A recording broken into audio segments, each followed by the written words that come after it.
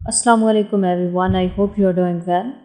सो आज के इस डिटेल वीडियो में हम पाइथन के 12 प्रोजेक्ट बनाना सीखेंगे, जिनकी सेपरेट वीडियो भी आपको चैनल पे मिल जाएंगी, लेकिन हमने उन तमाम को एक वीडियो में ऐड कर दिया ताकि आपको एक साथ अगर आप काम करना चाह रहे हैं या वीडियो को डाउनलोड करना चाह रहे हैं तो आपके लिए आसानी हो जाए।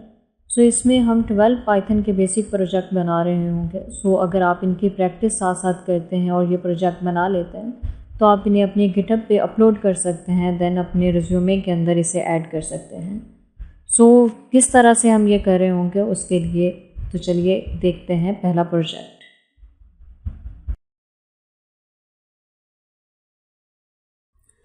Assalamu alaikum everyone, I hope you're doing well. Welcome to my channel. So today we are going to start building a Python projects. First we will work on a basic projects and gradually we will move toward advanced ones. Our today project is to-do list application which will help you to improve your Python skill. So इससे पहले हम Python से related एक complete series बना चुके हैं जिसकी separate videos भी हमारे चैनल पे अवेलेबल्स हैं और हमने एक डिटेल वीडियो भी अपलोड कर दी है। सो अगर वो वीडियोस आपने नहीं देखी तो आप हमारे चैनल पे जाके वो तमाम वीडियोस वॉच कर सकते हैं। So let get started with our first project and dive into coding. So उसके लिए हमने यहाँ पे अपनी कोलैब नोटबुक जो है हमने वो ओपन की हुई है। सबसे पहला काम हमने क्या करना है वो ये कि हम यहाँ पे कनेक्ट करेंगे। सो हम इसे रन टाइम के साथ कनेक्ट कर देंगे। सो अब हम स्टार्ट करते हैं कि किस तरह से हम कोई प्रोजेक्ट बनाते हैं। सो कोडिंग की तरफ मूव करने से पहले हम ये समझते हैं कि प्रोजेक्ट बनाया किस तरह से जाता है। क्या उसके लिए किसी प्रोग्रामिंग लैंग्वेज का आना या कोड लिखना आना ज़रूरी है। इससे भी एक इम्पोर्टेंट चीज़ है जो हमें आनी चाहिए वो ये कि प्रॉब्लम स्टेटमेंट को समझना। सो अगर हम इसको एग्जांपल से समझने की कोशिश करें कि वो किस तरह से। सो फॉर एग्जांपल आपके पास एक कपड़ा है और आप उससे कोई चीज़ सिलाई करना चाह रहे हैं। सो आप उसके लिए क्या करेंगे।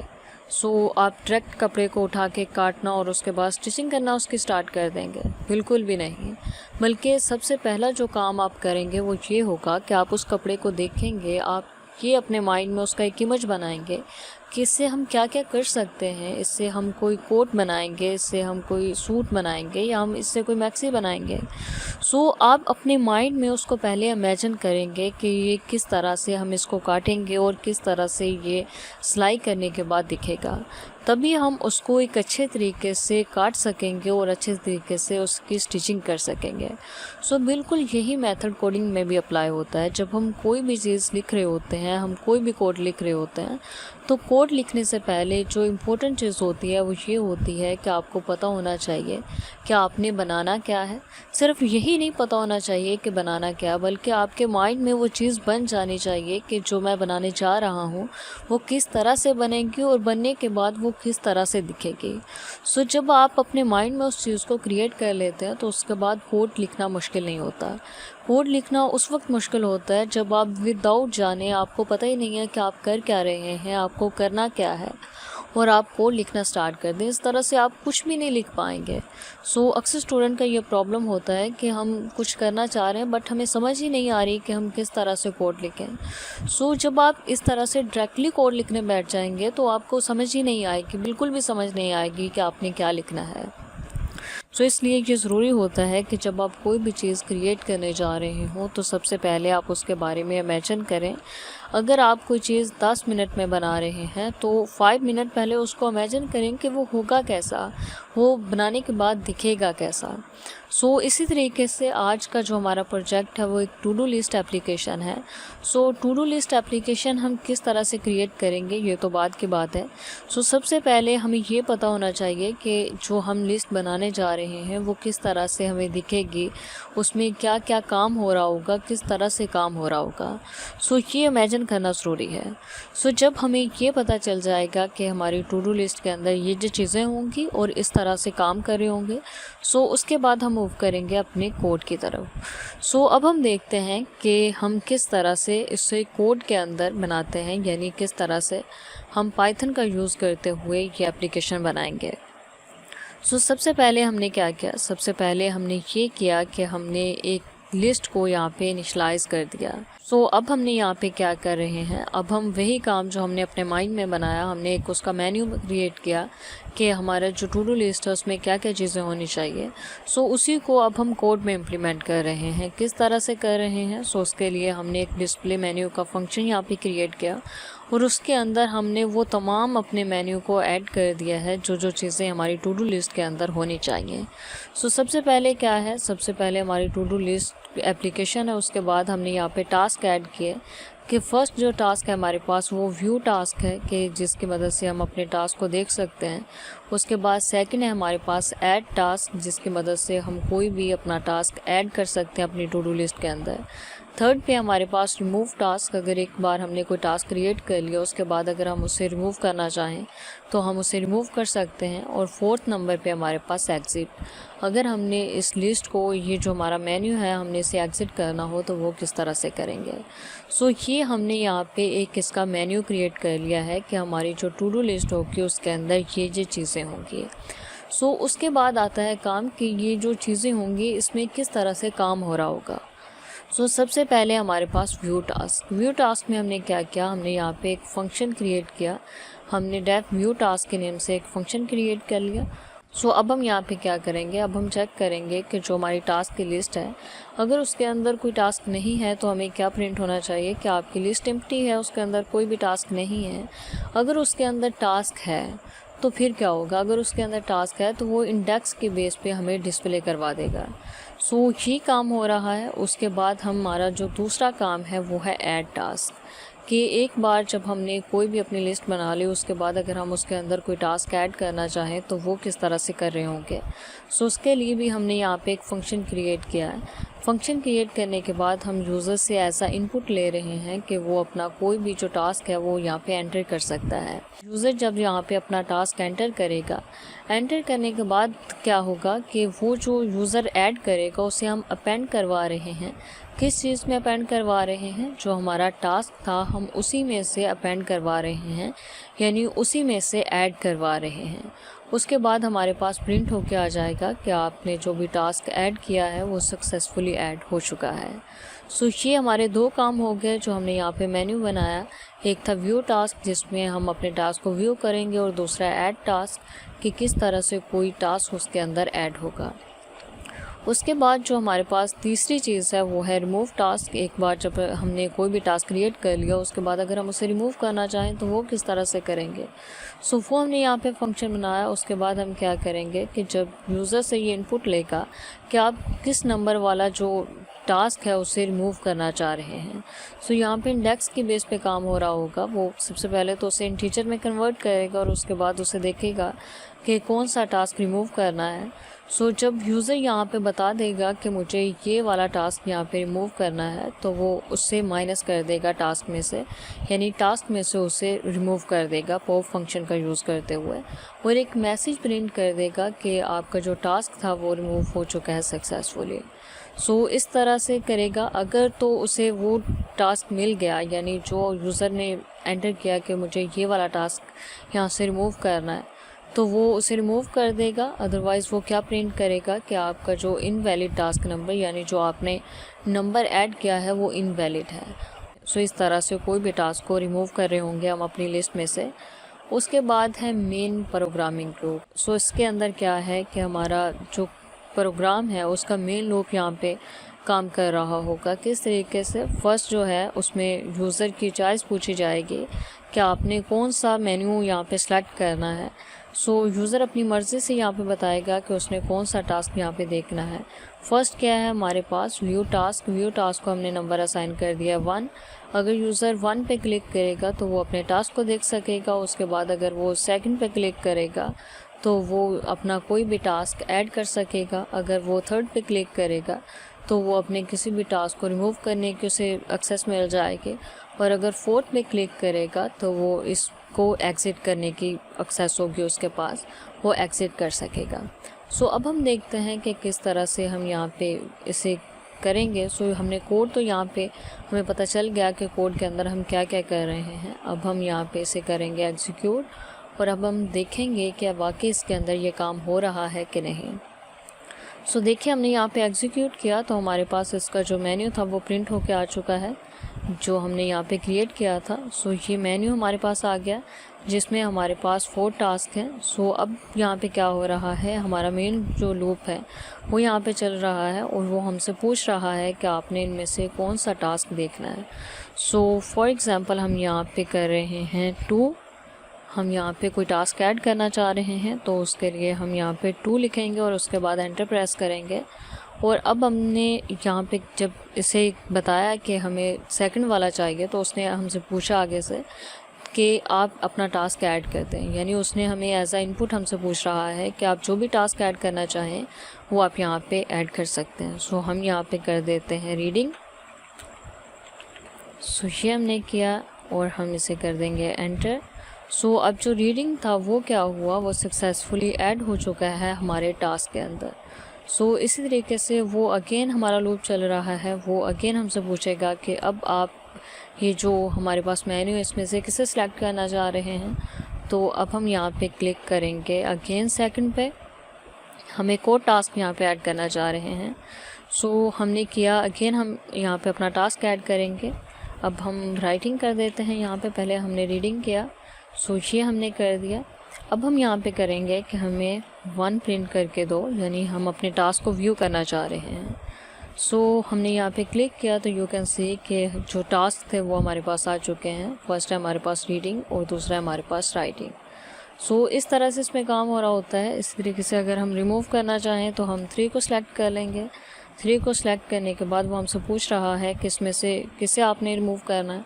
सो हम कर देते हैं 2 को, एंटर प्रेस करेंगे। एंटर प्रेस करने के बाद अब हमारे पास जो टास्क बचा है वो जस्ट राइटिंग जो थी वो रिमूव हो चुकी है और रीडिंग हमारे पास बचा है। अगर हम अगेन फर्स्ट को प्रिंट करके देखें, यहाँ पे फर्स्ट को हमने प्रिंट किया तो यू कैन सी के टास्क के अंदर अब हमारे पास जस्ट रीडिंग है, क्योंकि हमने जो हमारे पास राइटिंग था वो हमने यहाँ पे रिमूव कर दिया है। सो अब हम यहाँ पे 4 करेंगे और हम यहाँ से कर जाएंगे एग्ज़िट। सो इस तरह से ये जो हमारा कोड था ये वर्क कर रहा है और ये है हमारा एक बेसिक सा प्रोजेक्ट पाइथन के अंदर जो हमने क्रिएट किया। सो अब हम देखते हैं कि अगर हमने QR कोड जनरेट करना हो तो वो किस तरह से कर सकते हैं। सो ये हमारा एक बेसिक सा प्रोजेक्ट है जिसमें हमने QR कोड को बनाना सीखना है कि किस तरह से हम QR कोड जनरेट करते हैं। सो उसके लिए हमने यहाँ पे अपनी कोलैब नोटबुक को ओपन कर लिया है। कोलैब नोटबुक को ओपन करने के बाद सबसे पहला जो हम काम करना होता है वो ये कि हम यहाँ से कनेक्ट करेंगे इसे। सो हम यहाँ पे क्लिक करेंगे और इसे कनेक्ट कर लेते हैं। कनेक्ट करने के बाद सबसे पहले हमने क्या करना है, हमने QR कोड बनाने के लिए इसमें जो लाइब्रेरीज़ यूज़ होंगी हमने उन्हें इंस्टॉल करना है। इसमें हम कौन कौन सी लाइब्रेरी यूज़ कर रहे हैं, इसमें हम एक तो QR कोड की लाइब्रेरी जो है वो यूज़ करेंगे और दूसरी पिल जो कि इमेज को प्रोसेस करने के लिए यूज़ होती है। चूँकि जो हमारा QR कोड होगा वो एक इमेज की फॉर्म में होगा, इसलिए हम यहाँ पे पिल लाइब्रेरी का यूज़ भी कर रहे हैं। आप सबसे पहले इन्हें इंस्टॉल कर लें अगर आपने पहले से इंस्टॉल नहीं की हुई। हमारे पास तो ये पहले से इंस्टॉल्ड है, लेकिन हमने फिर भी इन्हें इंस्टॉल यहाँ पे किया है ताकि आपको पता चल जाए कि किस तरह से हम इन्हें इंस्टॉल कर रहे होते हैं। उसके बाद हम यहाँ पे इन्हें इंपोर्ट करवा रहे हैं। ये हमने यहाँ पे इंपोर्ट करवा ली है। इंपोर्ट करने के बाद हमने यहाँ पे एक फ़ंक्शन क्रिएट किया QR कोड बनाने के लिए। सबसे पहले हम क्या करेंगे, हम QR कोड के ऑब्जेक्ट को यहाँ पे डिफ़ाइन करेंगे कि हमारे QR कोड का जो ऑब्जेक्ट होंगे वो क्या होंगे। हमने क्या किया कि QR कोड में हमारा जो उसका वर्जन होगा यानी साइज़ ऑफ QR कोड होगा वो हमने यहाँ पे 1 रखा है। उसके बाद हमने एरर की करेक्शन की और उसके बाद जो हमारा QR कोड का बॉक्स साइज़ होगा उसका साइज़ हमने 10 पिक्सल रखा है। इसी तरीके से उसके गिर्द जो बॉर्डर लगा होगा उसका साइज़ हमने 4 पिक्सल रखा है। आप अपनी मर्ज़ी के अकॉर्डिंग यहाँ पे चेंजिंग कर सकते हैं। आप जितना बड़ा बॉक्स रखना चाहें या बॉर्डर उसके गिर्द लगाना चाहें आप अपनी मर्ज़ी के मुताबिक इसे रख सकते हैं, एडजस्ट कर सकते हैं। उसके बाद हमने यहाँ पे क्या किया, हमने यहाँ पे ये किया कि हम यहाँ पे QR कोड का लिंक ऐड करेंगे। देन हमने क्या करना है, देन हम ये करेंगे कि हमारी जो इमेज होगी हम उसके बारे में बताएंगे कि हमारे QR कोड की जो इमेज होगी वो किस कलर की होगी। सो हमने यहाँ पे बताया कि इमेज का जो कलर होगा वो ब्लैक होगा और उसका जो बैकग्राउंड होगा वो वाइट होगा। सो आप अपनी मर्ज़ी के अकॉर्डिंग इसे भी एडजस्ट कर सकते हैं। अगर आपने रेड करना है, ब्लू करना है, जो भी कलर में आप बनाना चाहें अपना QR कोड आप इजीली यहाँ पे कर सकते हैं। आपने जस्ट यहाँ पे नेम चेंज कर देने हैं। सो उसके बाद हम इसे सेव करवा लेंगे image.save का फंक्शन यूज़ करते हुए। इस तरीके से अगर डिस्प्ले करवाना हो तो image.show का हम यहाँ पे फंक्शन यूज़ करेंगे तो जो हमारी इमेज होगी वो डिस्प्ले हो जाएगी। सो उसके बाद हमने मेन प्रोग्राम के अंदर क्या किया, हम यूज़र से एज आ इनपुट ले रहे हैं कि वो अपना कोई भी लिंक ऐड करे तो उसका QR कोड जनरेट यहाँ पे हो जाएगा। सो ये हमारा एक छोटा सा कोड है। सो हम यहाँ पे करेंगे इसे एग्जीक्यूट। सो हम यहाँ पे क्लिक करेंगे, क्लिक करने के बाद हम इसे कर लेंगे एग्जीक्यूट। सो एग्जीक्यूट हमने किया तो आप देख सकते हैं कि वो हमसे कह रहा है, एज आ इनपुट ले रहा है कि आप अपना कोई भी लिंक यहाँ पे ऐड करें। सो उसके लिए हम क्या करेंगे, हम अपने चैनल का ही लिंक यहाँ पे कॉपी कर लेंगे। हम यहाँ पे करते हैं राइट क्लिक और इसे कर लेते हैं कॉपी। कॉपी करने के बाद हमने यहाँ पे अपने लिंक को पेस्ट करना है। सो ये हमने लिंक पेस्ट किया, देन हम एंटर प्रेस करेंगे। तो ये हमने एंटर प्रेस किया तो हमारा QR कोड जनरेट हो चुका है। वो हम किस तरह से देखेंगे कि जनरेट हुआ है या नहीं। सो हम यहाँ पे क्लिक करते हैं फाइल्स के ऊपर। हम यहाँ पे फाइल्स पे क्लिक करेंगे तो यहाँ पे हमारा QR कोड .png यहाँ पे आ चुका है। सो अगर आप यहाँ पे कोड में देखें तो हमने इसका जो नेम यहाँ पे सेट किया था वो QR.png किया था, क्योंकि हम PNG के फॉर्मेट में इसे सेव करवा रहे हैं। सो इसलिए इसी नेम से हमारे पास यहाँ पे QR कोड था जो हमारा वो यहाँ पे क्रिएट होके आ चुका है। सो अब हम कर लेते हैं इसे डाउनलोड। सो ये हमने डाउनलोड किया। सो यहाँ पे हमारे पास डाउनलोड हो चुका है। हम क्लिक करेंगे और इसे ओपन करके देखेंगे। सो हम यहाँ पे क्लिक करते हैं और इसे करते हैं ओपन। सो ये हमने यहाँ पे ओपन कर लिया इसे। सो आप देख सकते हैं कि यहाँ पे हमारा जो QR कोड था वो जनरेट हो चुका है। सो अब हमें किस तरह से पता चलेगा कि ये जो हमारा QR कोड है ये सही है भी या नहीं। सो उसके लिए हम QR कोड स्कैनर का यूज़ करेंगे। हम यहाँ पे मोबाइल से तो स्कैन करके नहीं दिखा सकते इस वीडियो में। सो उसके लिए हमने यहाँ पे एक स्कैनर ओपन कर लिया जिसमें हम अपनी इमेज को स्कैन करेंगे। सो जो हमने डाउनलोड की है हम उसी को यहाँ पे अपलोड करेंगे। सो हम यहाँ पे सिलेक्ट कर लेते हैं इसे। सो ये हमने स्कैन की तो आप देख सकते हैं कि यहाँ पे हमारा जो लिंक था वो डिस्प्ले हो चुका है कि इस लिंक के ऊपर ये QR कोड जनरेट किया गया है। सो इस तरह से आप कोई भी QR कोड जनरेट कर सकते हैं, जिस चीज़ से भी रिलेटेड QR कोड आपने जनरेट करना हो। सो ये जो कोड है ये आपको मिल जाएगा, इस वीडियो के डिस्क्रिप्शन में इसका लिंक अवेलेबल होगा। आप इसे डाउनलोड कर सकते हैं और इसके अंदर जो भी आपने चेंजिंग करनी हो अपने अकॉर्डिंग आप इसमें चेंजिंग कर सकते हैं और इससे QR कोड जनरेट कर सकते हैं इजीली पाइथन का यूज़ करते हुए। सो आपने बहुत से ऐसे टूल देखे होंगे, बहुत से ऐसे आपने ऐप देखे होंगे जिनके अंदर हम अपनी इमेज को अपलोड करते हैं और वो हमारी इमेज के बैकग्राउंड को रिमूव कर देता है। सो आज की इस वीडियो में हम ये सीखेंगे कि किस तरह से हम खुद का कोई इमेज बैकग्राउंड रिमूवर बना सकते हैं। सो हम पाइथन का यूज़ करते हुए ये बनाना सीखेंगे और हम अपनी इमेज को इसमें अपलोड करेंगे। अपलोड करने के बाद हम चेक करेंगे कि किस तरह से ये हमारी इमेज के बैकग्राउंड को रिमूव करेगा। सो उसके लिए हमने यहाँ पे अपनी कोलैब नोटबुक को ओपन कर लिया है। ओपन करने के बाद आप यहाँ से कनेक्ट कर सकते हैं। हम ऑलरेडी यहाँ पे कनेक्ट कर चुके हैं। सो उसके बाद अब हम देखते हैं कि किस तरह से हम इसको बना रहे होंगे। सो सबसे पहले तो इसके अंदर जो लाइब्रेरीज़ यूज़ होंगी हमने उन्हें इंपोर्ट करना है। इंपोर्ट करने से पहले हम उन्हें इंस्टॉल कर रहे होंगे। सो हम यहाँ पे इंस्टॉल कर रहे हैं removebg, जिसकी वजह से हम अपने इमेज के बैकग्राउंड को रिमूव कर रहे होंगे। सो उसके लिए हम यहाँ पे करते हैं इसे एग्जीक्यूट और हम इसे इंस्टॉल कर लेते हैं। सो ये हमने पहले ही इंस्टॉल किया हुआ था। सो ये इंस्टॉल हो चुका है। इंस्टॉल होने के बाद अब हम इन्हीं लाइब्रेरी को यहाँ पे इंपोर्ट करवाएंगे। हम इंपोर्ट करवा रहे हैं removebg को, जिसकी मदद से हमारी इमेज का बैकग्राउंड रिमूव हो रहा होगा। और उसके बाद पिल है, जिसकी मदद से हम अपनी इमेज के ऊपर वर्क कर रहे होंगे। चूँकि हमने इमेज को प्रोसेस करना है इसलिए पिल लाइब्रेरी का हम यहाँ पे यूज़ कर रहे हैं। सो ये हमने यहाँ पे अपनी इम्पोर्टेंट लाइब्रेरीज़ को यहाँ पे इंपोर्ट करवाया। इंपोर्ट करवाने के बाद हमने क्या किया, हमने एक फंक्शन बनाया इमेज बैकग्राउंड रिमूवर का। सो हमने रिमूवर बैकग्राउंड का यहाँ पे फंक्शन बनाया है जिसके अंदर हम अपनी इमेज का पाथ दे रहे होंगे और वो हमारी इमेज के बैकग्राउंड को रिमूव करेगा। सो उसके बाद हमने रिज़ल्ट के वेरिएबल के अंदर किस चीज़ को रिमूव करना है, जो हमारा इमेज का डाटा होगा उससे हमने उसके बैकग्राउंड को रिमूव करना है। सो जब हमारी इमेज के बैकग्राउंड जो है वो रिमूव हो जाएगा उसके बाद हमने उसे सेव करवाना है। सो हम यहाँ पे ऑटोमेटिकली सेव करवा रहे हैं कि जब इमेज का बैकग्राउंड जो होगा वो रिमूव हो जाएगा तो आप क्या करो कि आउटपुट इमेज के नेम से हमारी जो इमेज होगी उसे सेव करवा दो जिसका बैकग्राउंड नहीं होगा। सो हम यहाँ पे PNG फॉर्मेट यूज़ कर रहे हैं क्योंकि हम यहाँ पे विदाउट बैकग्राउंड इमेज को सेव करवा रहे हैं। सो इसलिए हमने यहाँ पे PNG फॉर्मेट का यूज़ किया। सो उसके बाद हम इसके रिज़ल्ट को यहाँ पे प्रिंट करवा लेंगे एंड देन हम क्या करेंगे कि जो हमारी इमेज होगी हम उसे ओपन करवा रहे हैं यहाँ पे इमेज डॉट ओपन का फंक्शन यूज़ करके, और उसके बाद हम इमेज डॉट शो की मदद से उसे शो करवा सकते हैं। सो ये है हमारा एक छोटा सा कोड जिसकी मदद से हम अपनी इमेज के बैकग्राउंड को रिमूव करेंगे।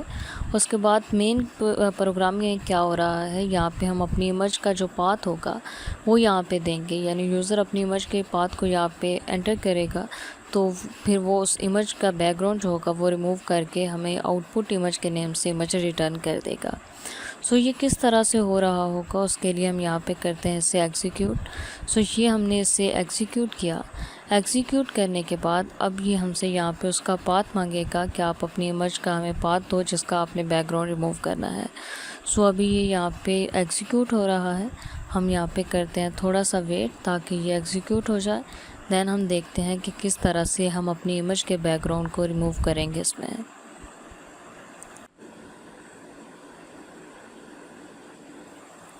सो देखिए यहाँ पे वो हमसे पूछ रहा है कि आपने जिस इमेज का बैकग्राउंड रिमूव करना है उसका हमें यहाँ पे पाथ दो। सो उसके लिए हम यहाँ पे फाइल के बटन पे क्लिक करेंगे, देन हम अपनी इमेज को अपलोड करेंगे। सो ये हमारे पास एक इमेज है जिसका आप बैकग्राउंड देख सकते हैं। सो हम इसको सिलेक्ट करेंगे। सिलेक्ट करने के बाद ये इमेज यहाँ पे आ चुकी है हमारे पास। सो अब हमने यहाँ पे इसके पाथ को कॉपी करना है। पाथ को कॉपी करने के बाद हम यहाँ पे एंटर करेंगे।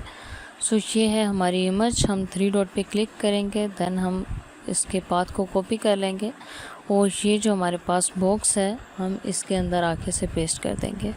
सो ये हमने यहाँ पे पेस्ट किया और अब हम यहाँ पे करेंगे एंटर प्रेस। सो ये हमने एंटर प्रेस किया तो हमारी इमेज का बैकग्राउंड यहाँ पे प्रोसेस हो रहा है, यानी उसका इमेज का बैकग्राउंड जो है यहाँ पे रिमूव हो जाएगा और जो हमारे पास इमेज होगी जिसका बैकग्राउंड रिमूव हो जाएगा आउटपुट इमेज के नेम से, वो हमारे पास सेव हो जाएगा। सो अब हम यहाँ पे देखते हैं हमारे पास यहाँ पे इमेज आ जाएगी जिसका बैकग्राउंड नहीं होगा।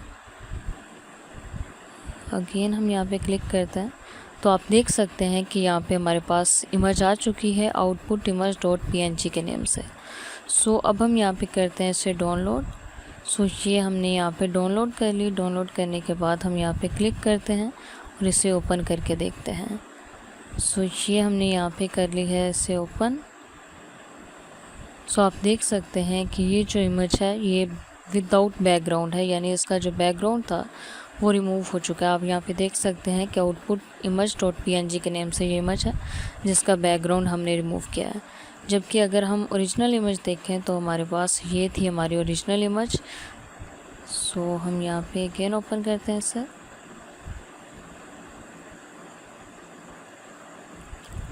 सो ये हमारी ओरिजिनल इमेज थी और हमारी इमेज के बैकग्राउंड को इसने रिमूव कर दिया है। सो इस तरह से हम यूज़ कर रहे होते हैं इसका। सो आप सिंपल ये चंद लाइन ऑफ कोड लिख के अपनी किसी भी इमेज के बैकग्राउंड को इजीली रिमूव करवा सकते हैं।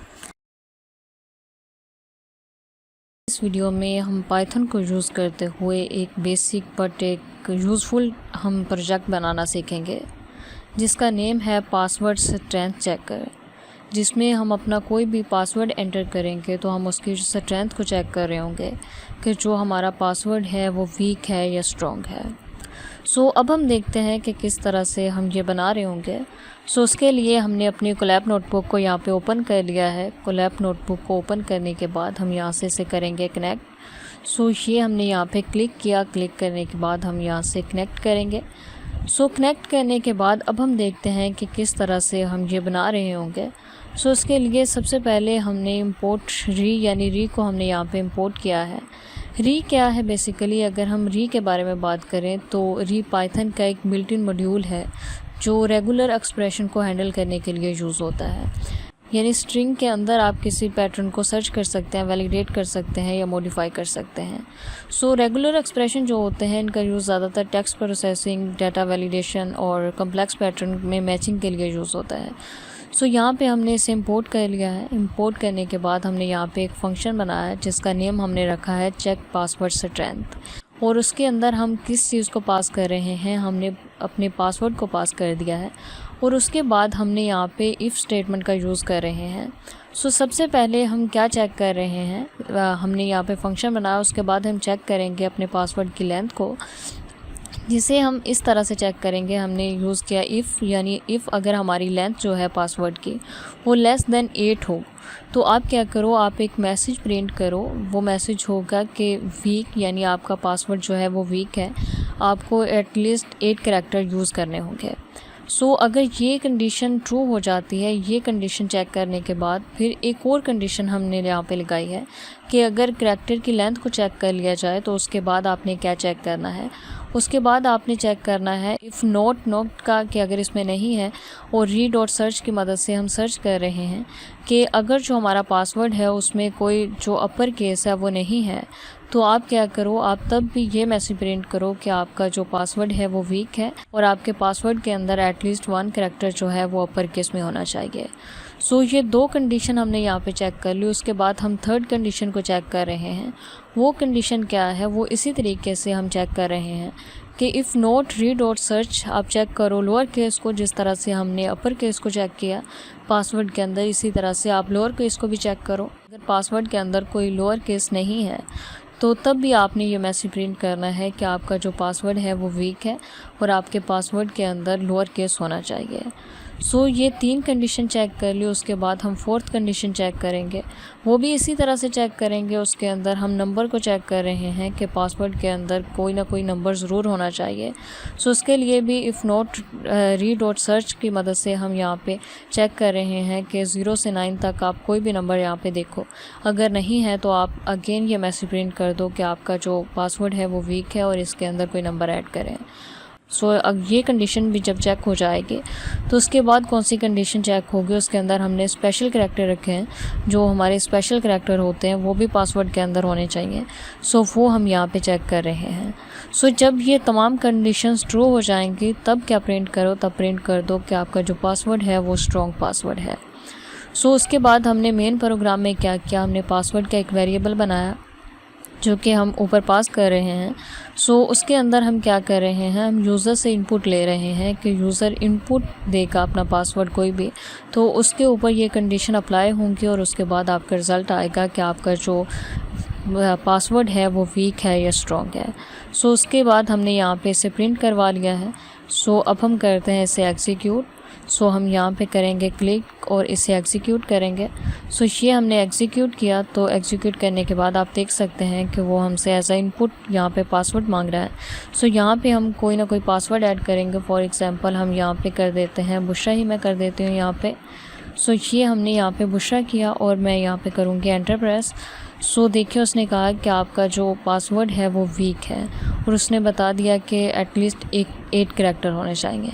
सो इसी तरीके से हम यहाँ पे इसे अगेन करते हैं और अब हम इसके अंदर कोई स्ट्रॉन्ग पासवर्ड करेंगे जिसके अंदर हम ये तमाम चीज़ें कर रहे होंगे। सो अब मैंने यहाँ पे क्या किया, मैंने यहाँ पे अगेन बुशराई करूँगी। ये हमारा अपर केस हो गया और उसके बाद ये हमारे लोअर केस हो गए। उसके बाद मैं एक स्पेशल करैक्टर यहाँ पे ऐड कर दूँगी और उसके बाद मैंने ये एंटर कर दिया कुछ लेटर्स। सो उसके बाद मैं यहाँ पे इसे करूँगी प्रिंट, तो यू कैन सी कि हमारे पास आ गया है कि आपका जो पासवर्ड है वो स्ट्रॉन्ग है। सो जब तक ये तमाम कंडीशंस ट्रू नहीं होंगी आपका जो पासवर्ड है वो वीक ही शो होगा। जब ये तमाम कंडीशंस ट्रू हो जाएंगी तो आपका पासवर्ड स्ट्रॉन्ग पासवर्ड बन जाएगा। सो इस तरह से ये हमने एक छोटा सा प्रोजेक्ट बनाया है। सो इसका जो कोड है वो भी आपको डिस्क्रिप्शन में मिल जाएगा, आप उसको यूज़ कर सकते हैं और इसके अंदर अगर आप मज़ीद चेंजिंग करना चाहें तो अपने अकॉर्डिंग आप कर सकते हैं। के इस वीडियो में हम पाइथन का यूज़ करते हुए ही एक और बेसिक सा प्रोजेक्ट बनाना सीखेंगे जिसका नेम है करेंसी कन्वर्टर। सो इसमें हम अपनी कोई भी करेंसी ऐड करेंगे। ऐड करने के बाद हम उसे किसी दूसरी करेंसी में कन्वर्ट करके देखेंगे कि किस तरह से हम करेंसी रेट को कन्वर्ट कर सकते हैं किसी दूसरी करेंसी के अंदर। सो उसके लिए हमने यहाँ पे अपनी कोलैब नोटबुक ओपन कर लिया है। ओपन करने के बाद हम यहाँ से करेंगे इसे कनेक्ट। सोचिए हमने यहाँ पे क्लिक किया। क्लिक करने के बाद हम इसे कनेक्ट कर लेंगे। सो अब हम देखते हैं कि किस तरह से हम ये बना रहे होंगे करेंसी कन्वर्टर। सो उसके लिए आप यहाँ पे देखें तो सबसे पहले हमने एक वेरिएबल बनाया कन्वर्जन रेट के नेम से, जिसके अंदर हमने एक डिक्शनरी क्रिएट की है और इसके अंदर हमने कुछ करेंसीज यहाँ पे ऐड की हैं। सो हम यहाँ पे मैनुअली करेंसी ऐड कर रहे हैं क्योंकि हम ये एक बेसिक सा प्रोजेक्ट बना रहे हैं। अगर आप चाह रहे हो कि आपका कोई ऐसा ऐप हो करेंसी कन्वर्टर जो कि रियल टाइम के जो डाटा होता है वो आपको प्रोवाइड करे किसी भी करेंसी में, तो उसके लिए आपको API यूज़ करनी होगी। लेकिन अभी हम वो नहीं कर रहे, अभी हम बेसिक लेवल पे से बना रहे हैं। सो इसके लिए हमने यहाँ पे ख़ुद कुछ करेंसीज ऐड की हैं जिसमें USD डॉलर है, उसके साथ ही PKR है यानी पाकिस्तानी करेंसी, CNY है, चाइनीज़ युआन और यूरो है। इसी तरीके से कुछ पॉन्ड्स की कीमत हमने यहाँ पे ऐड की है जो कि अभी के लिए थी, यानी हमने इसमें यहाँ पे ऐड किया कि किस करेंसी का रेट कितना है। सो ये हमने यहाँ पे इसमें ऐड कर दिया है। ऐड करने के बाद अब हमने यहाँ पे एक फ़ंक्शन बनाया। हमने फ़ंक्शन यहाँ पे क्रिएट किया है कन्वर्ट करेंसी के नेम से और इसके अंदर हम यहाँ पे पास कर रहे हैं अमाउंट को। अमाउंट क्या होगी जो कि हम यूज़र से एज आ इनपुट ले रहे होंगे कि वो अमाउंट ऐड करे।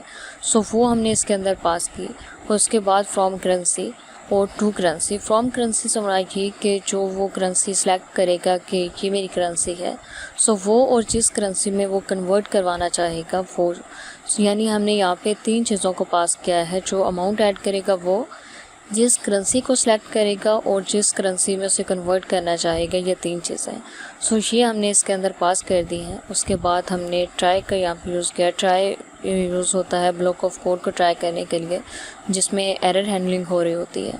सो उसके बाद हमने रेट के नेम से एक वेरिएबल बनाया। इसके अंदर हम कन्वर्जन रेट जो हमारा है, कन्वर्जन रेट ये जो है, सो इसमें से ये डाटा फेच करेगा फ्रॉम करेंसी का और टू करेंसी का, यानी जो भी करेंसी सेलेक्ट करेगा और जिस करेंसी में कन्वर्ट करना चाहेगा उसके लिए वो इसे यूज़ कर रहा होगा जो हमने यहाँ पे डाटा एंटर किया है। सो उसके बाद कन्वर्टेड अमाउंट के नेम से हमने वेरिएबल बनाया जिसके अंदर हम क्या स्टोर कर रहे हैं, जो भी हमारी अमाउंट होगी वो मल्टीप्लाई रेट के साथ जब मल्टीप्लाई होगी तो वो चीज़ हम कन्वर्टेड अमाउंट के अंदर स्टोर कर रहे हैं। उसके बाद इसी को हम रिटर्न करवा रहे हैं। और उसके बाद एक्सपेक्टेड की एरर है, ये इसलिए यूज़ होता है ताकि जो इनवैलिड वैल्यू कोई ऐड कर दे यूज़र तो उसके लिए ये मैसेज प्रिंट होगा। यानी अगर तो वो इन्हीं में से सिलेक्ट करेगा तो वो करेंसी को कन्वर्ट कर देगा, लेकिन अगर वो कोई ऐसी करेंसी सेलेक्ट कर लेता है जो कि इसमें नहीं है तो तब क्या होगा, ये मैसेज प्रिंट होगा कि इनवैलिड करेंसी कोड। सो यहाँ तक आई होप कि आपको इस कोड की समझ आ गई होगी। उसके बाद हम मेन प्रोग्राम में क्या कर रहे हैं, हमने यहाँ पे प्रिंट करवाया करेंसी कन्वर्टर। देन हमने यहाँ पे क्या किया, हम यूज़र से इनपुट ले रहे हैं अमाउंट की। सो हमने यहाँ पे यूज़र से इनपुट लेनी है कि अपनी अमाउंट एंटर करे। देन वो क्या एंटर करेगा, जब अमाउंट को सिलेक्ट कर लेगा तो तब उसके बाद वो यहाँ पे करेंसी को सिलेक्ट करेगा। जो भी उसकी करेंसी होगी वो तमाम हमने यहाँ पे ऐड कर दिए हैं इनमें से ताकि वो सिलेक्ट कर सके। उसके बाद जिस करेंसी में उसने कन्वर्ट करवानी है तो वो यहाँ पे सिलेक्ट करेगा, वो भी हमने यहाँ पे मेंशन कर दिए हैं। उसके बाद क्या होगा, उसके बाद हम करेंसी को कन्वर्ट करवा रहे होंगे।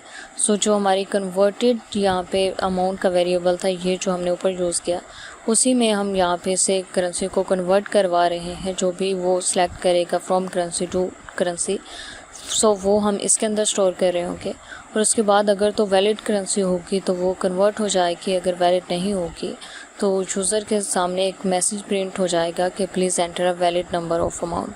सो ये हमने यहाँ पे किया।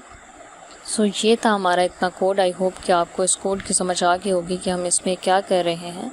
सो अब हम करते हैं इसे एग्जीक्यूट। उसके लिए हम यहाँ पे क्लिक करेंगे। सो ये हमने यहाँ पे क्लिक किया तो यू कैन सी कि वो हमसे यहाँ पे इनपुट ले रहा है कि एंटर दी अमाउंट, आप अपनी अमाउंट को एंटर करो। सो हम यहाँ पे अमाउंट एंटर कर देते हैं 35। सो ये हमने 35 कर दिया। अब हमने यहाँ पे बताना है कि 35 किस करेंसी की अमाउंट है। सो हम यहाँ पे USD कर देते हैं कि ये USD डॉलर की हमने यहाँ पे ऐड की है।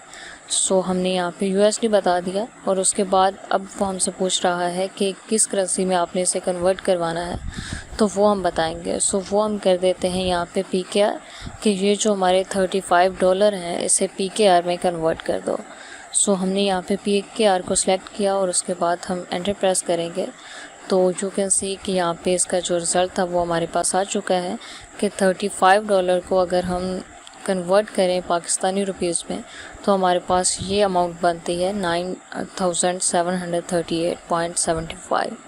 सो इस तरह से इसमें काम हो रहा होगा। इस तरह से आप करेंसी को किसी दूसरी करेंसी में कन्वर्ट कर सकते हैं। सो ये हमारा एक बेसिक सा प्रोजेक्ट है। ये चंद लाइंस ऑफ कोड हैं जिनका यूज़ करते हुए हम करेंसी को कन्वर्ट करवा रहे हैं। सो आई होप कि आपको इसकी समझ आ गई होगी। अगर आपको कहीं से भी किसी चीज़ की समझ ना आई हो या आपका इससे रिलेटेड कोई क्वेश्चन हो सो आप कमेंट सेक्शन में टाइप करके हमसे पूछ सकते हैं। इस वीडियो में हम अगेन पाइथन का एक बेसिक सा प्रोजेक्ट बनाना सीखेंगे जिसका नेम है डाइस रोलर। सो इस वीडियो में हम ये टूल क्रिएट करना सीखेंगे पाइथन की हेल्प से। सो अब हम बात करते हैं डाइस रोलर के बारे में। सो सबसे पहले तो हमें ये समझना होगा कि ये है क्या। सो उसके लिए अगर हम बात करें तो डाइस रोलर जो होता है ये एक सिंपल टूल है जो एक या ज़्यादा डाइस को रोल करता है, यानी रोल करने की फंक्शनैलिटी प्रोवाइड करता है। डाइस रोलर का जो कंसेप्ट है ये गैम्बलिंग और बोर्ड गेम्स में वाइडली यूज़ होता है। आप इस टूल का यूज़ करके रैंडमली कोई भी नंबर जनरेट कर सकते हैं। सो बेसिकली आप यहाँ पे देख सकते हैं। सो ये होता है हमारा डाइस रोलर जिसकी मदद से हम कोई भी रैंडमली नंबर जनरेट कर सकते हैं। सो यही हम आज की इस वीडियो में सीखेंगे कि किस तरह से हम पाइथन का यूज़ करते हुए ये क्रिएट कर सकते हैं। सो अब हम बात करते हैं इसकी वर्किंग के बारे में कि किस तरह से ये वर्क कर रहा होता है।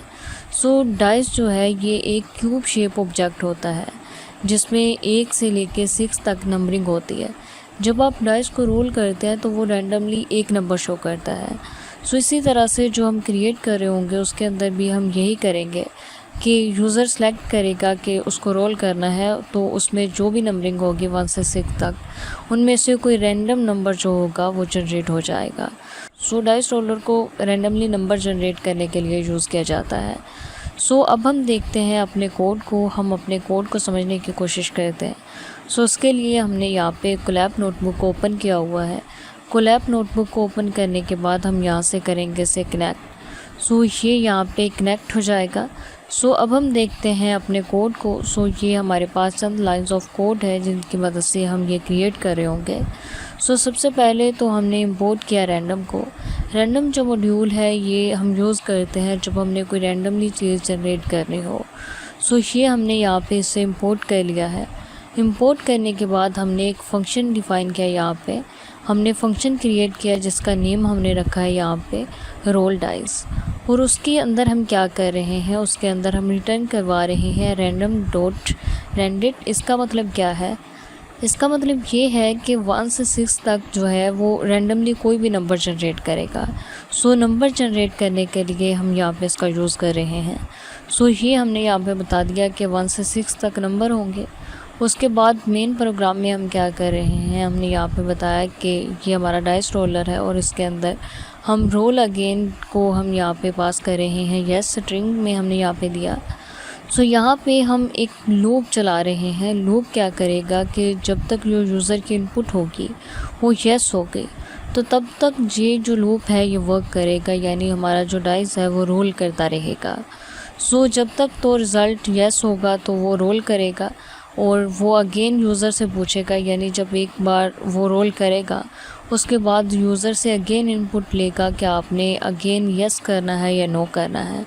अगर तो यूज़र नो को सिलेक्ट करता है तो इसकी जो वर्किंग होगी वो रुक जाएगी, लेकिन अगर यूज़र अगेन यस को सिलेक्ट कर लेगा तो उसमें जो रोल होगा वो अगेन रोल होता रहेगा, या सॉरी जो डाइस होगा वो अगेन रोल होता रहेगा।